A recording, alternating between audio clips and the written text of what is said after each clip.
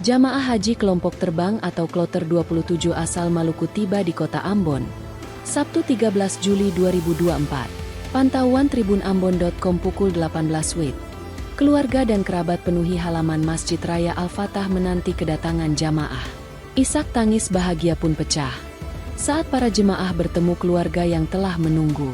Kepada tribunambon.com, Kepala Bidang Penyelenggara Haji dan Umrah, Jumadi Wali menjelaskan, sebanyak 447 jamaah yang mengisi Kloter 27, terdiri dari 329 jamaah asal kota Ambon, Seram bagian Barat 108 jamaah dan 9 jamaah dari Maluku Barat Daya. Mereka didampingi 6 petugas kloter dan 4 petugas haji, PHD.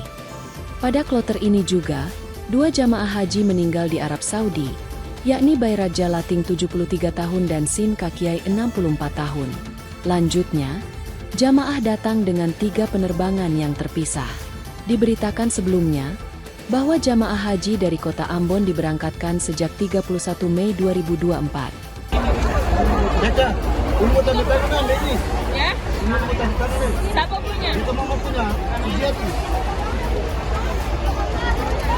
Download Tribun X sekarang. Menghadirkan lokal menjadi Indonesia.